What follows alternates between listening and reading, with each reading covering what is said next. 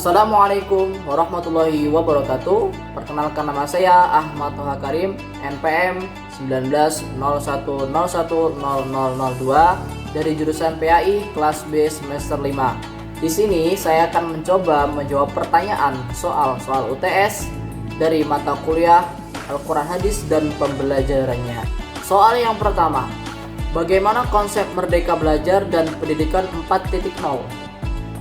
Konsep merdeka belajar dan pendidikan meliputi 4 hal.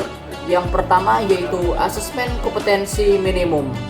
Pendidikan baru-baru ini dengan kurikulum sebelumnya terdapat perbedaan, yaitu siswa mampu menghasilkan hasil literasi atau numerik yang mereka hasilkan. Akan tetapi semua itu bukanlah hal-hal yang paling penting. Hal yang paling penting adalah mereka seorang siswa tidak hanya mampu menghafal, memahami, akan tetapi seorang siswa juga harus mampu menerapkan konsep dasarnya sehingga mereka dapat menyelesaikan berbagai macam masalah yang lebih luas lagi, seperti khususnya dalam pelajaran matematika, fisika, kimia. Mereka tidak hanya mampu hafalkan rumus-rumusnya, tapi juga mereka harus mampu mempraktikkan dan mampu memahami konsep dasar dari mata pelajaran tersebut sehingga mereka dapat menyelesaikan berbagai macam masalah yang lebih luas dan lebih banyak lagi. Selanjutnya ada survei karakter. Beruntungnya Indonesia sudah menyadari bahwa investasi yang paling mahal adalah pendidikan. Maka dari itu, bangsa Indonesia atau pemerintah harus menyurvei atau meneliti lagi tentang pendidikan yang ada di Indonesia ini melalui peserta-peserta didik. Karena mengapa? Mereka itu berbagai macam latar belakang dan kompetensi-kompetensi yang mereka miliki. Kompetensi yang mereka miliki harus lebih dikembangkan lagi, karena kompetensi adalah hal yang alami yang tidak dapat disamakan dengan siswa-siswa yang lainnya. Supaya mengapa? Pendidikan di Indonesia ini lebih maju, kemudian hasil dari pendidikan itu dapat bermanfaat dan bisa berkembang lebih lanjut lagi. Selanjutnya ada perluasan penilaian hasil belajar. Tentunya pemerintah atau pendidikan di Indonesia ini menilai seorang siswa atau seorang murid itu tidak hanya hasil dari tugas yang diberikan oleh seorang guru.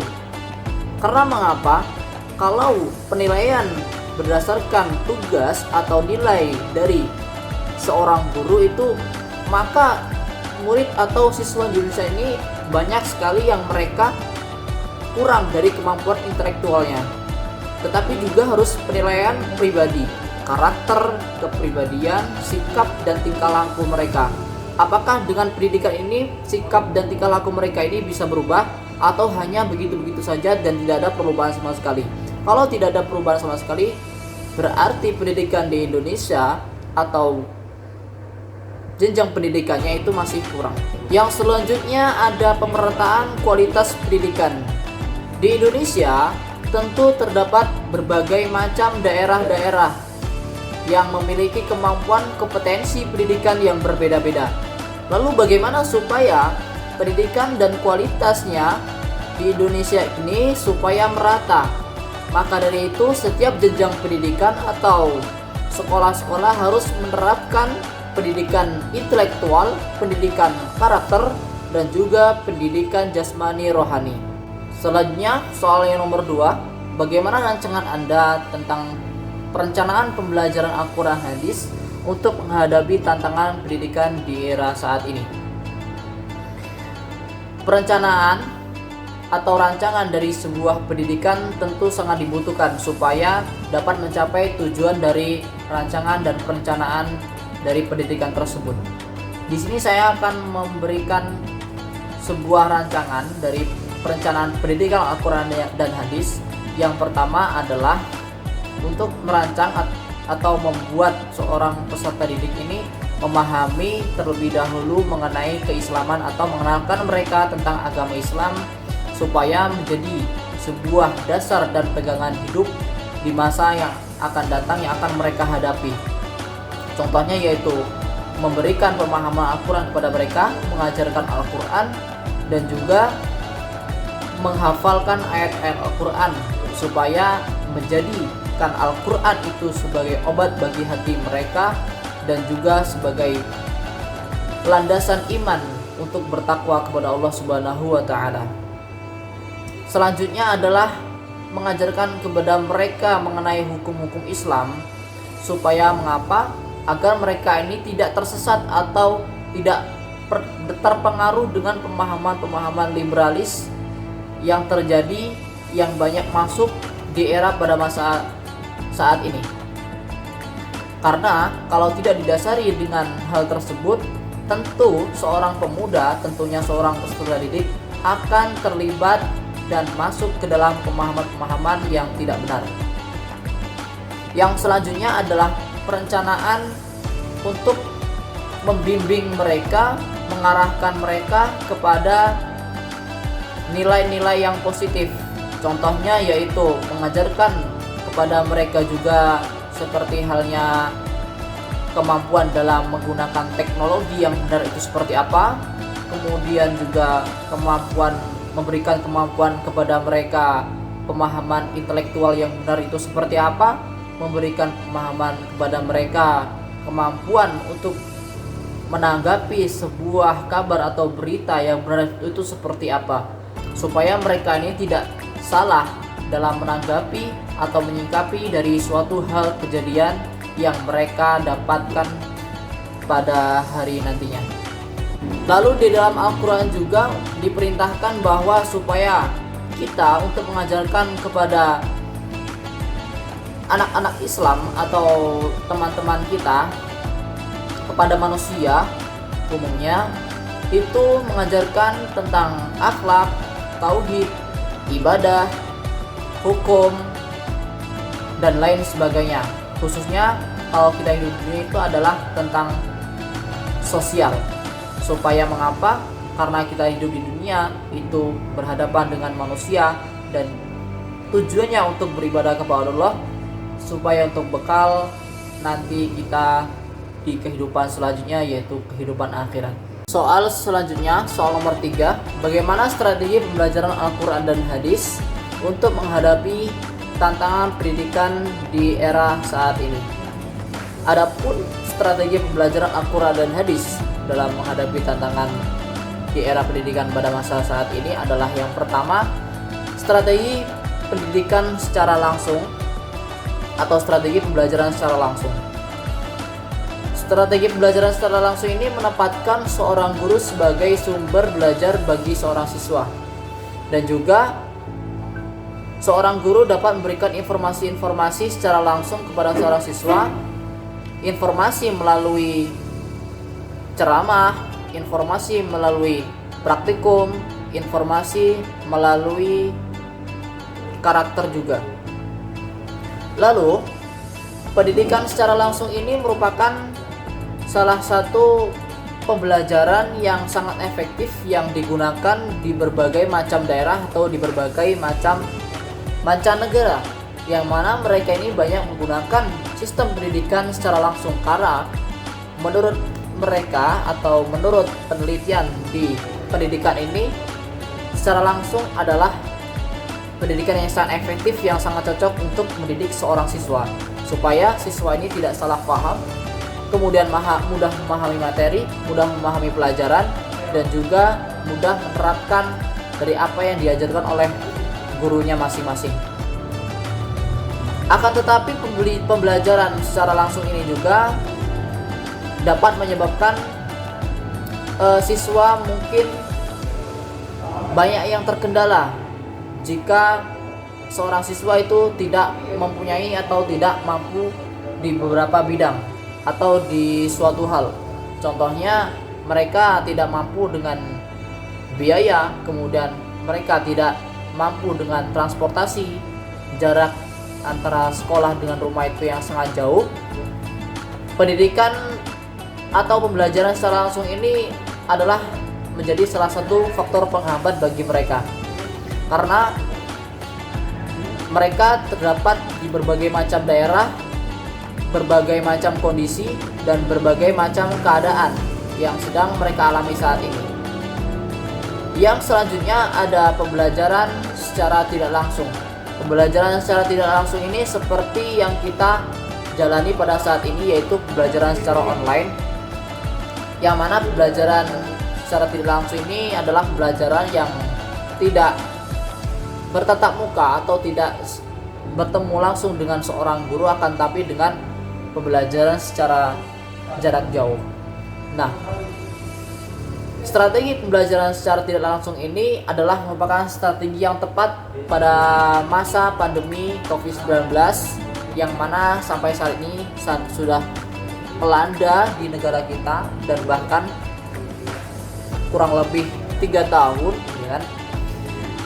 Nah, untuk mengantisipasi dan mencegah penyebaran COVID-19, maka pemerintah menerapkan strategi pembelajaran secara tidak langsung atau biasa disebut dengan daring atau belajar online.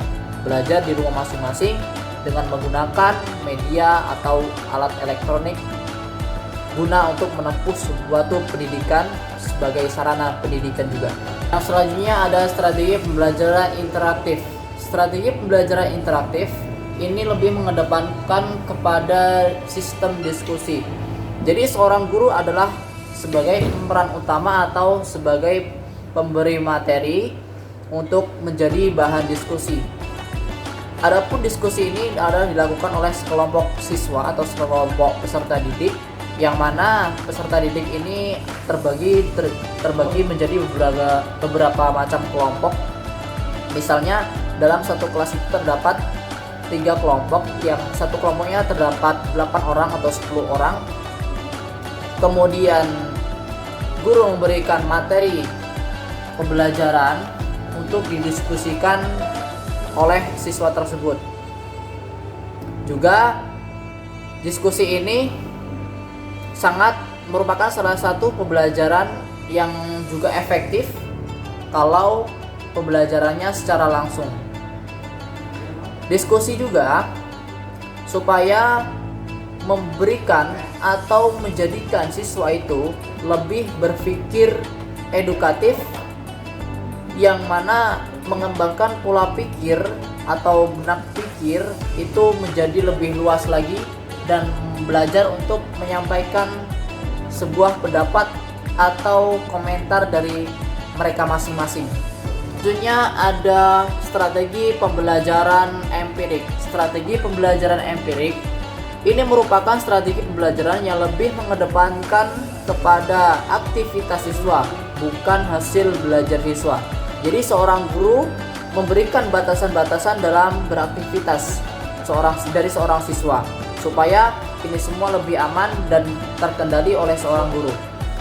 Kemudian seorang guru memberikan pengalaman-pengalamannya kepada seorang siswa sebagai contoh yang baik daripada guru itu, yang dapat ditiru oleh seorang peserta didik, kemudian diaplikasikan dalam kehidupan sehari-harinya. Yang selanjutnya ada strategi pembelajaran mandiri.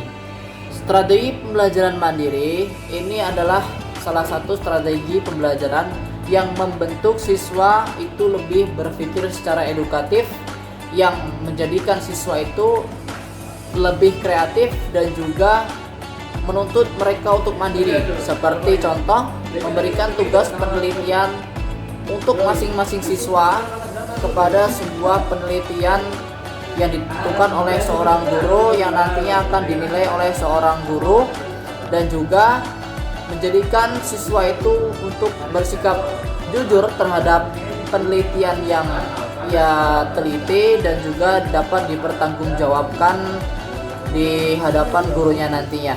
Soal yang selanjutnya adalah soal yang nomor 4, bagaimana pengembangan media pembelajaran Al-Quran Hadis dan pembelajarannya yang sesuai pada era saat ini. Jadi pengembangan media pembelajaran Al-Quran Hadis ini terdapat berbagai media yang dapat dijadikan untuk belajar Al-Quran dan Hadis. Tentunya sudah banyak kita ketahui, pembelajaran Al-Quran dan Hadis ini sudah banyak kita lihat di sekitar kita, yaitu bagaimana mereka cara membaca Al-Quran, kemudian memahami ilmu tajwid, kemudian memahami ilmu-ilmu Al-Quran, bahasa Arab, dan lain sebagainya. Adapun media yang dapat digunakan untuk belajar Al-Quran dan hadis adalah media tahsin, kemudian media tajwid, kemudian media hafalan.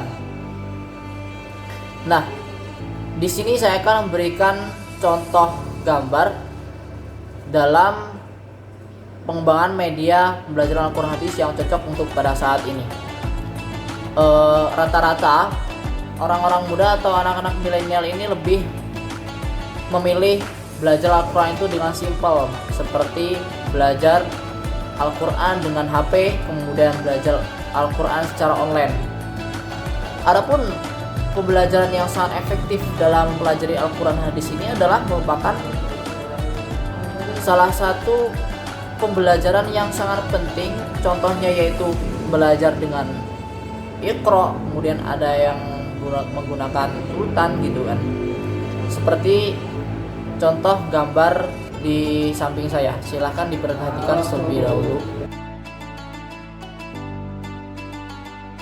Hal yang selanjutnya, yang soal nomor 5 terakhir, bagaimanakah pendapat Anda yang didukung dengan teori kuat terkait dengan evaluasi pembelajaran Al-Quran hadis dan pembelajarannya yang didampingi pada masa pandemi COVID-19 ini? Jadi untuk mengevaluasi pembelajaran Al-Quran hadis itu ada beberapa hal teori yang kuat yang menurut pendapat saya yang harus diterapkan di evaluasi pembelajaran Al-Quran hadis di masa pandemi ini. Yang pertama yang harus dievaluasi pembelajaran Al-Quran hadis adalah seorang siswa itu mampu memahami cara bagaimana seorang siswa itu melafalkan huruf-huruf hijaiyah dan cara membacanya. Lalu yang kedua, siswa itu mampu melafalkan ayat-ayat Al-Quran dan juga tajwidnya. Kemudian yang ketiga, siswa juga memahami bacaan-bacaan tajwid dan juga bagaimana cara menerapkannya dalam Al-Quran. Kemudian yang keempat, seorang siswa juga harus bisa melafalkan makhraj-makhrajul huruf dengan benar, kemudian diterapkan dalam Al-Quran sehingga bacaan Al-Quran menjadi benar berdasarkan ilmu tajwidnya dan makhrajnya.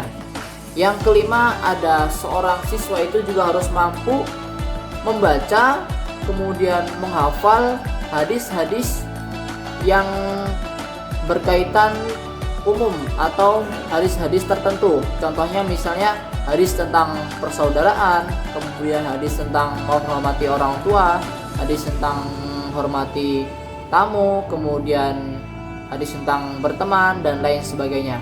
Nah, evaluasi ini menurut saya adalah teori yang kuat yang cocok untuk mengevaluasi pembelajaran Al-Quran hadis pada masa pandemi ini. Supaya mengapa? Supaya mereka ini tetap semangat dalam belajar Al-Quran dan juga tetap semangat dalam mempelajari hadis-hadis dan menghafal ayat-ayat Al-Quran yang nantinya akan menjadi pegangan atau tuntunan bagi masa depannya. Cukup sekian jawaban yang dapat saya ungkapkan. Apabila terdapat kesalahan, saya mohon maaf dan saya akhiri. Wassalamualaikum warahmatullahi wabarakatuh.